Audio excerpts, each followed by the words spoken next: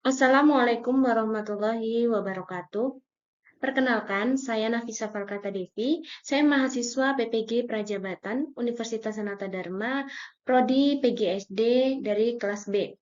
Pada kesempatan kali ini, saya akan mempresentasikan hasil diskusi kelompok dari ruang kolaborasi topik 5 dalam mata kuliah pemahaman peserta didik dan pembelajarannya.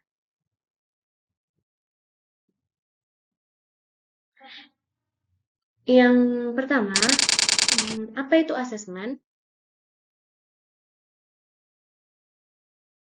Dari beberapa pengertian yang telah dipaparkan oleh para ahli terkait dengan pengertian dari asesmen, saya menyimpulkan bahwa asesmen itu adalah suatu proses pengumpulan informasi tentang siswa dan kelas yang berkaitan dengan tujuan pembelajaran berdasarkan kriteria maupun aturan-aturan tertentu untuk maksud-maksud pengambilan keputusan instruksional. Dan asesmen itu melalui tahap asesmen, kemudian setelah itu penilaian, di mana guru melakukan proses penilaian terhadap asesmen yang telah dilakukan oleh para peserta didik, dan selanjutnya dilakukan evaluasi, serta bagaimana tindak lanjut untuk selanjutnya. Selanjutnya adalah fungsi asesmen. Ada dua fungsi asesmen. Yang pertama yaitu fungsi formatif.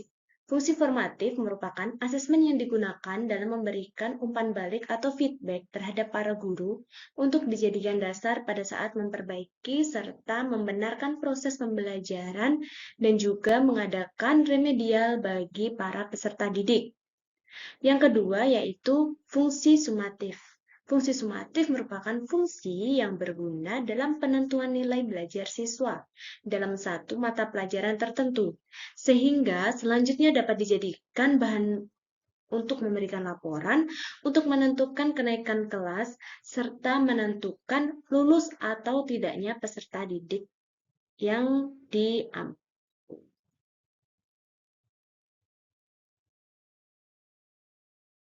Kemudian tujuan dilakukannya asesmen, penilaian, dan evaluasi pembelajaran adalah yang pertama, untuk memantau perkembangan proses pembelajaran siswa.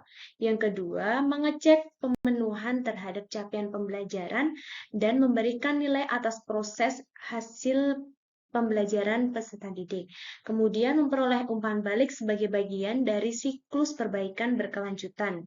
Kemudian, wahana kontrol kualitas lulusan dalam artian bahwa melalui asesmen capaian pembelajaran dapat dipastikan seluruh lulusan suatu program studi telah memenuhi standar minimal yang telah ditentukan. Kemudian, penunjang akuntabilitas institusi, yaitu sumber informasi terkait proses hasil pembelajaran kepada para pemangku kepentingan terkait.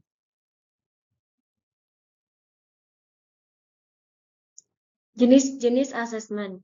Ada juga jenis-jenis dari asesmen yang sering digunakan, antara lain tes tertulis yang disajikan terhadap siswa untuk menjawabnya, yaitu yang pertama, performance assessment.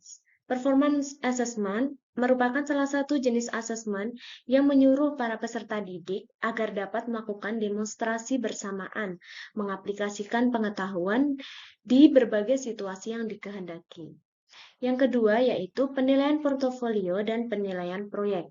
Penilaian portofolio dan penilaian proyek merupakan suatu tugas dalam bentuk investigasi yang diawali dengan pengumpulan, selanjutnya pengorganisasian, dan evaluasi hingga penyajian data.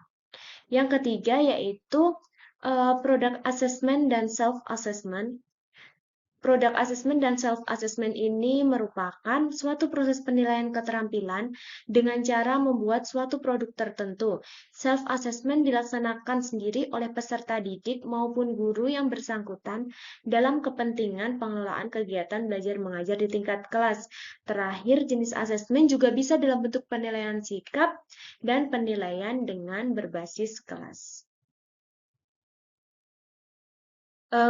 Selanjutnya, setelah kita mengetahui dari pengertian, kemudian fungsi, tujuan, dan bagaimana bentuk atau jenis-jenis asesmen, di sini terdapat kasus tentang bagaimana asesmen yang akan diberikan oleh seorang guru terhadap keadaan murid yang seperti dalam kasus ini. Jadi, saat ini adalah permulaan tahun ajaran baru, dan Anda atau saya adalah seorang wali kelas 4 SD yang memiliki anak didik berusia 10 tahun yang bernama Diana. Wali kelas 3-nya mengeluhkan dinamika bersekolah Diana kepada saya. Guru wali kelas tersebut mengatakan nilainya jauh tertinggal dari teman-teman lainnya di kelas. Diana juga kurang baik dalam mengerjakan pekerjaan rumahnya selama PJJ atau pembelajaran jarak jauh di saat masa pandemi COVID. Bahkan pihak wali kelas mengatakan bahwa ia khawatir dengan tuntutan yang semakin tinggi di kelas 4 di pelajaran IPA, Bahasa, dan IPS yang membutuhkan banyak bacaan. Diana seringkali tidak menyelesaikan tugas-tugas yang diberikan dan ulangan menunjukkan nilai yang buruk. Namun demikian, ketika materi tugas dan ulangan tersebut diulangi secara lisan dan individu, Diana dapat menjawabnya. Jadi kasus ini merupakan kasus yang akan dihadapi oleh guru kelas 4, namun guru kelas 4 sudah diberikan bagaimana kondisi Diana di kelas 3 atau kelas sebelumnya. Pertanyaan terkait dengan kasus Diana yang harus saya jawab, yang pertama yaitu, kira-kira bagaimanakah cara melakukan asesmen terhadap keadaan Diana? Seperti kasus yang sudah diketahui tadi, kita akan mengetahui dulu permasalahan-permasalahan yang ada pada Diana. Yang pertama yaitu nilai Diana jauh tertinggal dari teman-temannya. Yang kedua, Diana ini kurang mampu dalam menghadapi materi yang banyak bacaan, seperti IPS Bahasa Indonesia yang sudah disebutkan tadi. Kemudian gaya belajar Diana adalah auditori atau mendengarkan, sehingga dari penjelasan guru atau mendengarkan materi, Diana akan lebih menyerap dibandingkan harus dengan membaca buku. Kemudian Diana hanya bisa menjawab melalui pertanyaan yang diberikan secara lisan dan individual, sehingga untuk menulis atau untuk mengerjakan soal tes tulis, Diana sangat kurang mampu dan nilainya cenderung buruk. Kemudian, Diana kurang baik dalam mengerjakan tugas di rumah selama pembelajaran daring atau pembelajaran PJJ, karena pembelajaran daring ini kan lebih kepada sering menulis dan jarang untuk berinteraksi dengan guru, sehingga Diana tidak mendapatkan materi secara langsung yang dijelaskan oleh guru melalui yang dia dengar. Kemudian, Diana sering tidak menyelesaikan tugas dan nilai ulangannya buruk. Selanjutnya, tentu saja motivasi belajar Diana ini sangat rendah, karena membaca dan menulis saja Diana itu menurut saya sangat-sangat kurang mampu. Sebelum melakukan asesmen terhadap Diana, langkah awal yang harus dilakukan oleh guru kelas atau saya sebagai guru kelas 4,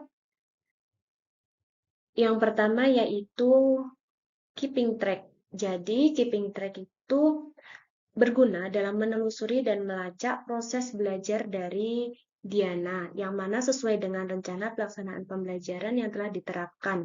Maka, dalam hal ini, guru wajib mengumpulkan data dan informasi dalam kurun waktu tertentu dari berbagai jenis dan teknik penilaian, agar mendapatkan gambaran suatu pencapaian dan kemajuan belajar dari Diana. Yang kedua, yaitu checking up. Checking up itu berguna dalam mengecek suatu pencapaian dan kemampuan dari Diana dalam proses belajar dan kekurangan-kekurangan dari Diana pada saat mengikuti proses pembelajaran. Dengan kata lain, dalam hal ini, guru kelas sangat penting dalam melaksanakan penilaian, sehingga mengetahui bagian mana dari materi yang telah dikuasai Diana dan bagian dari materi yang belum dikuasai Diana. Selanjutnya yaitu finding out. Finding out merupakan suatu proses mencari, menemukan, dan mendeteksi kekurangan, kesalahan, atau kelemahan dari Diana dalam proses belajar, sehingga guru dapat dengan tanggap dalam mencari alternatif untuk penyelesaiannya. Yang terakhir, yaitu summing up. Sum up merupakan suatu cara dalam menyimpulkan tingkat penguasaan Diana terhadap kompetensi yang telah ditetapkan. Hasil penyimpulan ini yang mana dapat digunakan oleh guru kelas dalam menyusun laporan kemajuan belajar ke berbagai pihak yang saling membutuhkan.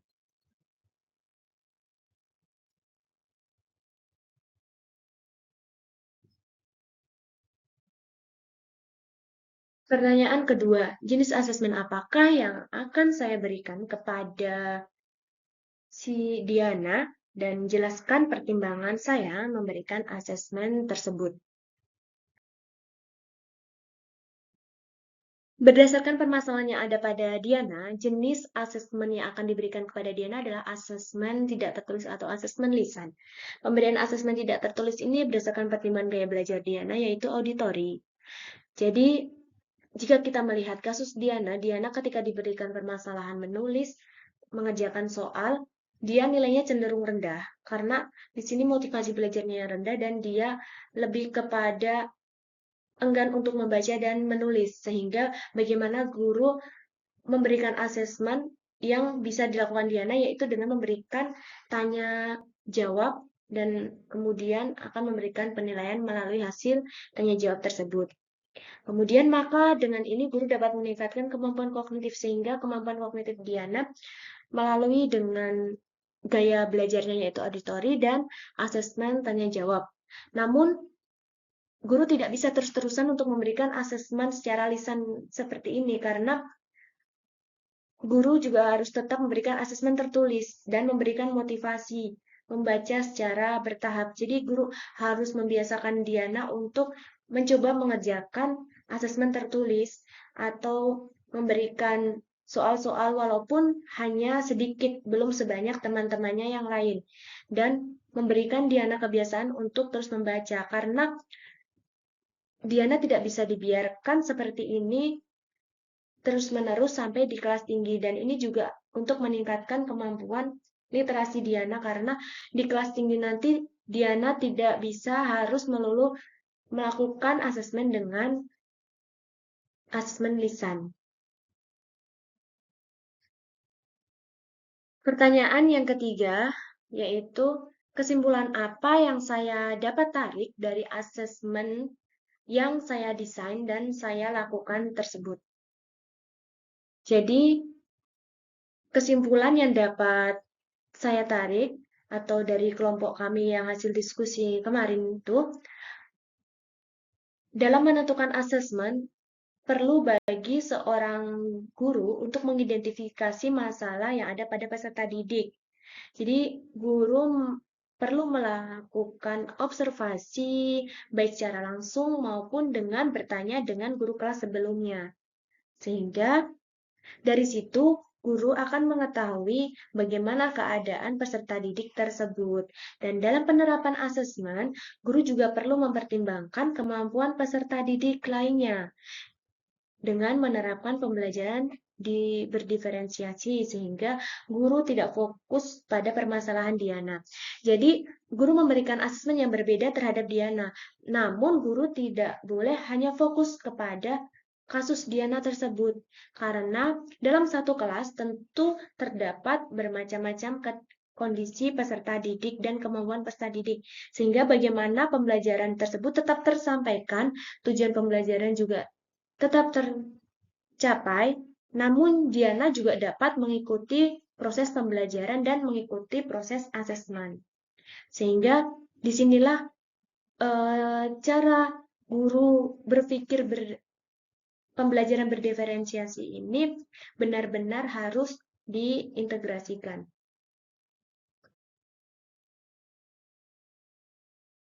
Baik, demikian presentasi yang dapat saya sampaikan, dan semoga bermanfaat bagi semua teman-teman yang mendengarkan dari presentasi ini.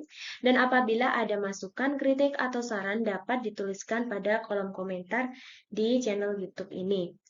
Selanjutnya, mohon maaf apabila masih banyak kekurangan dari saya. Terima kasih dan wassalamualaikum warahmatullahi wabarakatuh.